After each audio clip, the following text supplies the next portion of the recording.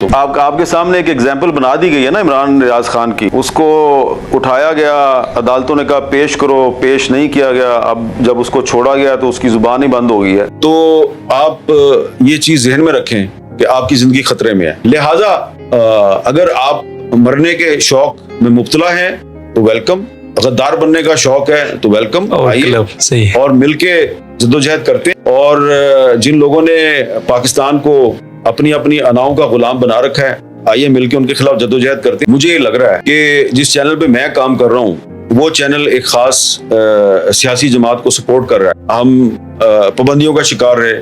تو 20 سال میں نے جیو میں ہی ہوں، تو 20 سال جیو میں خواہ پیپلز پارٹی کی حکومت ہو یا مسلم لیگ نون کی حکومت ہو یا پرویز مشرف کی حکومت ہو، میرے لیے تو معاملات جو ہیں وہ سخت ہی رہتے ہیں۔ مجھے کیا فائدہ جیو پہ رہنے کا اگر جیو کے تعلقات نون لیگ سے بڑے اچھے ہوتے ہیں۔ جب میں نوکری سے نکلا تو انہوں نے مجھے خود بلا کے پرائم منسٹر ہاؤس میں مجھے اغوا کر لیا گیا اور میں نے مار وار کھائی ایک انٹیلیجنس ایجنسی کے ہاتھ۔ السلام علیکم ناظرین، عمران ریاض خان کے پوڈ کاسٹ کے بعد سینئر جرنلسٹ حامد میر کا بیان بھی سامنے آ گیا۔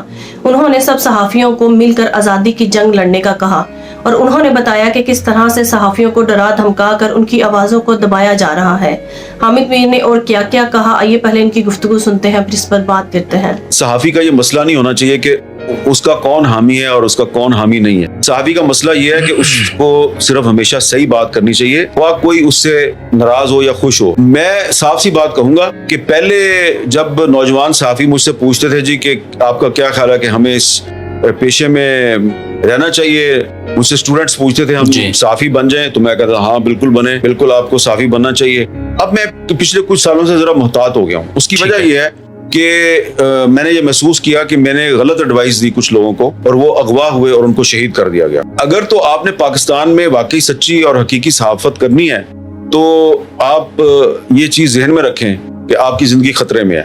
اگر مرنے کا شوق ہے آپ کو، صحافی بن جائیں۔ تو اس لیے آپ نے اگر صحافت کرنی ہے تو اس چیز کو ذہن میں رکھیں کہ پاکستان میں مختلف حکومتوں نے ایسے بہت سے قوانین بنا دیے ہیں کہ اگر آپ کسی ٹی وی چینل پہ نہیں ہیں، آپ کسی اخبار میں نہیں ہیں اور آپ ڈیجیٹل میڈیا سے وابستہ ہیں، آپ نے ایک یوٹیوب چینل چلا رہے ہیں یا آپ اپنا پوڈ کاسٹ کر رہے ہیں، پاکستان میں ایک قانون ہے ٹیکا لا، 2016 میں نواز شریف کی حکومت لے کے آئی تھی۔ اس قانون کے تحت اگر حکومت آپ سے ناراض ہو گئی تو وہ ایف آئی اے کے ذریعے آپ کو نوٹس دے گی اور آپ پہ ایف آئی آر کاٹے گی اور آپ کو گرفتار کر لے گی۔ جب یہ قانون آ رہا تھا تو اس وقت کی حکومت کو ہم نے کہا تھا کہ یہ قانون صحیح نہیں ہے، آپ یہ غلط کر رہے ہیں اور یہ قانون ایک دن آپ کے خلاف استعمال ہوگا۔ ویسا ہی ہوا اور وہ قانون پھر بعد میں مسلم لیگ نون کے جو ورکرز ہیں ان کے خلاف بھی استعمال ہوا۔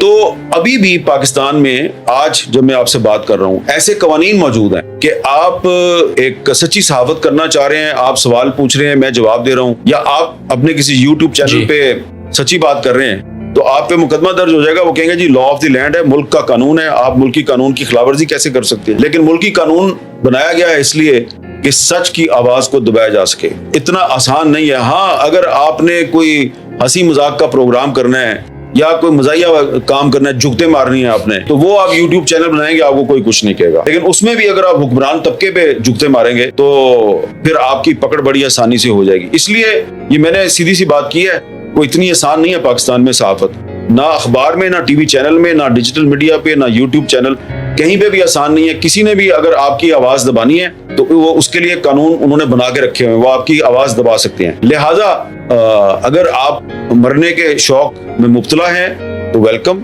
غدار بننے کا شوق ہے تو ویلکم، آئیے اور مل کے جدوجہد کرتے ہیں۔ اور جن لوگوں نے پاکستان کو اپنی اناؤں کا غلام بنا رکھا ہے، آئیے مل کے ان کے خلاف جدوجہد کرتے ہیں۔ لیکن دوبارہ بار بار کہہ رہا ہوں، گولی کھانے کے لیے تیار رہیے گا۔ مجھے یہ لگ رہا ہے کہ جس چینل پہ میں کام کر رہا ہوں وہ چینل ایک خاص سیاسی جماعت کو سپورٹ کر رہا ہے، تو میرے پاس دو راستے ہیں، یا تو میں بھی اندھا دھند اس سیاسی جماعت کی ترجمانی شروع کر دوں، دوسرا راستہ یہ ہے کہ اگر میں اپنے آپ کو صحافی سمجھتا ہوں تو میرے پاس جتنی بھی سپیس موجود ہے، جتنی میری کیپیسٹی ہے، تو میں اس کیپیسٹی میں کوشش کروں کہ میں اس سیاسی جماعت کی ترجمانی نہ کروں۔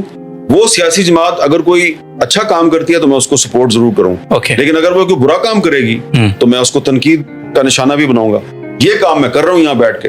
جب میں 1994 میں پہلی دفعہ نوکری سے نکلا، مجھے جنگ اخبار سے نکالا گیا تو پیپلز پارٹی کی حکومت تھی، تو اس وقت نواز شریف صاحب نے اور شہباز شریف صاحب نے میرے حق میں بڑی آواز بلند کی اور انہوں نے کہا کہ دیکھا کتنا زبردست صحافی ہے، اس نے سچ بولا آصف زرداری کے خلاف، اس उसको नौकरी से निकाल दिया। 3-4 साल के बाद 1997 में जब नवाज शरीफ साहब वजीर आजम बने तो उन्होंने मुझे खुद बुला के प्राइम मिनिस्टर हाउस में मेरी एक तहरीर पे एतराज किया और कहा कि ये अखबार आप छोड़ दें, और मुझे पता है कि आप ऐसे नहीं हैं, ये आपके अखबार के मालिक ने आपको कहा होगा, तो उसको तो मैं डालूंगा जेल में, ठीक है, लेकिन आप ये अखबार छोड़ दें। तो मैंने वो अखबार नहीं छोड़ा तो वो मालिक साहब जेल में चले गए। जेल से उन्होंने मुझे फोन किया कि प्लीज आप मेरा अखबार छोड़ दें, तो मैं छोड़ने पे मजबूर हो गया ताकि वो जेल से छूट जाएं। जी, ठीक है। उसके बाद फिर मुशर्रफ साहब का दौर आ गया, तो मुशर्रफ साहब के दौर में भी हम पाबंदियों का शिकार रहे, और उसके बाद फिर पीपल्स पार्टी आई 2008 में, फिर पाबंदी लग गई।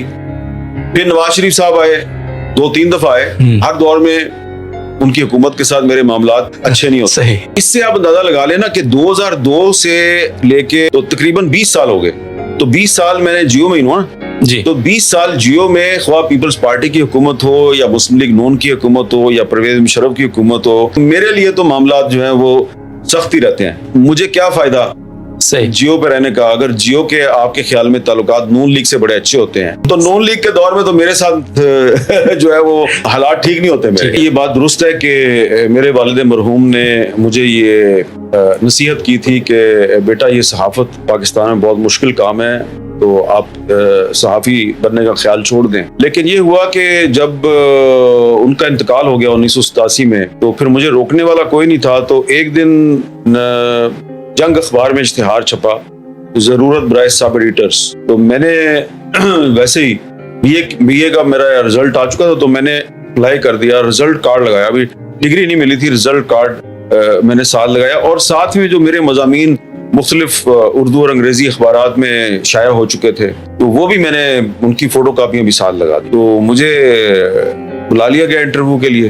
तो मेरा जो रिटन टेस्ट था, मुझे याद है कि ट्रांसलेशन मुझसे उन्होंने करवाई, कोई तर्जमा करवाया, उन्होंने तर्जमा कर दिया। तो फिर मेरा इंटरव्यू किया ज़िया शाहिद साहब ने। तो जब मैं इंटरव्यू के वक्त उनके सामने पेश हुआ, तो उन्होंने जब मेरे मुख्तलिफ आर्टिकल्स देखे, उन्होंने कहा आपकी तहरीरें जंग के अदालती सफ़े पे शाया होती रही हैं। मैंने कहा जी। तो उन्होंने कहा कि अच्छा, तो आपकी तो उम्र बहुत कम है। मैंने कहा जी मैं तो जब 4th-5वीं जमात में था तब से मैं अखबारों में लिख रहा हूँ। तो उन्होंने ना मेरा जो मैट्रिक का सर्टिफिकेट था वो देखा, उस पर जब उन्होंने मेरी वल्दियत पढ़ी तो मैंने महसूस किया कि उनका रवैया अचानक बदल गया। वो भी पोलराइजेशन का जमाना, और वो जनरल ज़िया के हामी थे, और मेरे वालिद साहब जनरल ज़िया के बहुत मुखालिफ। उन्होंने फिर मेरे साथ उनका लबो लहजा थोड़ा सा मुख्तलिफ हो गया, और उन्होंने मुझसे कुछ ऐसे सवालात किए जिनका जवाब देना मेरे लिए काफी मुश्किल था। आपकी सियासी वाबस्तगी क्या है, आप पॉलिटिकल एक्टिविस्ट तो नहीं है, आप ये तो नहीं करेंगे, आप वो तो नहीं करेंगे। और वो मेरी जो फाइल थी वो चली गई एडमिनिस्ट्रेशन के पास, अजमल तौफीक साहब के पास, मुझे नहीं पता उस पर क्या लिख। तो उसके बाद फिर उन्होंने मुझे दोबारा बुलाया, उन्होंने कहा कि आप हमें लिख के दें कि आप सियासी सरगर्मियों में मुलवस नहीं होंगे। मैंने कहा जी मैं तो सियासी सरगर्मियों में, जारी बात है जब मैं नौकरी करूंगा तो मैं किस तरह सियासी सरगर्मियों में मुलवस हो सकता हूँ। तो बहरहाल उसके बाद फिर मुझे उधर अप्रेंटिस की जॉब मिल गई, और फिर जब मैंने काम शुरू किया तो वही ज़िया शाहिद साहब जिनके साथ मेरा पहला तजुर्बा खुशगवार नहीं था, तो फिर उनके साथ मेरे ताल्लुकात बड़े अच्छे हो गए। नजरियाती इख्तिलाफ बरकरार रहा, लेकिन बड़ा अच्छा वर्किंग रिलेशनशिप बन गया, और मैंने उनसे बहुत सीखा। तो उसके बाद फिर 1990 में एक वाकया ऐसा पेश आया कि मुझे अगवा कर लिया गया, और मैंने मार वार खाई एक इंटेलिजेंस एजेंसी के हाथों। घर पहुंचा और मैंने वालिदा से कहा कि अबू सही कहते थे, मुझे ये सहाफत में नहीं आना चाहिए था। फिर मेरी अम्मी ने मुझे कहा कि अब तुम एक दफा आ गए हो तो अब तुम छोड़ नहीं सकते। तो मैं 1990 में इसको छोड़ने लगा था।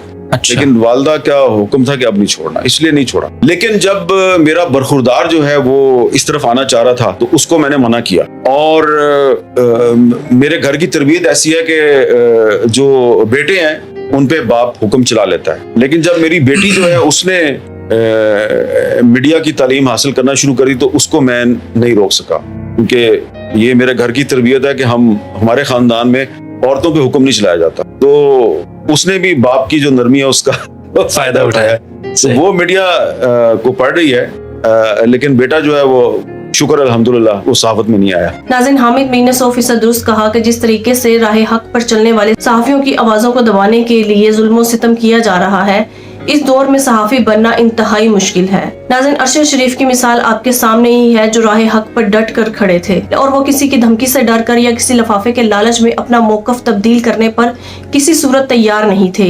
इसीलिए उन पर पाकिस्तान की सरजमीन तंग कर दी गई और उन पर इतने झूठे मुकदमात बनाए गए कि उन्हें मुल्क छोड़ने पर मजबूर कर दिया गया। आखिरकार अरशद शरीफ कीनिया में जालिमों के जुल्म और अना की भेंट चढ़ गए। नाज़रीन, इमरान रियाज खान की मिसाल भी आपके सामने है कि किस तरह से उन पर झूठे मुकदमात बनाकर इमरान रियाज खान को अपना मौकफ तब्दील करने पर मजबूर किया गया और फिर उन्हें अगवा करके 142 दिन तक जुल्म और तशद्दुद का निशाना बनाया गया। हत्ता कि इमरान रियाज खान की जुबान भी खराब कर दी गई ताकि वो हक और सच की बात बयान ना कर सके। नाज़रीन, इतनी सख्तियां तो मार्शल लॉ में भी नहीं होती जितनी सख्तियां इम्पोर्टेड हुकूमत और निगरान हुकूमत के दौर में उठानी पड़ रही हैं। हामिद मीर ने अपने माजी के कुछ वाकयात सुनाए जिन्हें सुनकर आप बखूबी इस बात का अंदाजा लगा सकते हैं कि पाकिस्तान अभी तक मुकम्मल तौर पर आज़ाद नहीं हुआ। इमरान खान जिस हकीकी आज़ादी की बात किया करते थे, वो हकीकी आज़ादी हासिल करना अभी बाकी है। नाज़रीन, एक तरफ 90% वोट बैंक रखने वाले इमरान खान, इनकी पार्टी और इनके मौक़िफ़ की तायद करने वाले सहाफ़ी जिन्हें जुल्म और सितम का निशाना बनाने की हर मुमकिन हद तक कोशिश की जा रही है। दूसरी तरफ पाकिस्तान के सबसे बड़े चोर मुजरिम नवाज शरीफ और इनकी फैमिली को जबरदस्ती इस मुल्क पर मुसल्लत करने की भरपूर कोशिश की जा रही है ताकि वो इस मुल्क को दोबारा से लूट सकें और दोबारा से लंदन फरार हो जाए। लेकिन अब ये कौम बेदार हो चुकी है। एक दिन आएगा जब ये कौम हकीकी आज़ादी हासिल करके रहेगी और जितने भी चोर और करप्ट लोग हैं ये दोबारा से लंदन भाग जाएंगे। नाज़रीन, आपकी इस बारे में क्या राय है, कमेंट में जरूर बताइएगा। अगली वीडियो में मिलते हैं, तब तक के लिए अल्लाह हाफिज।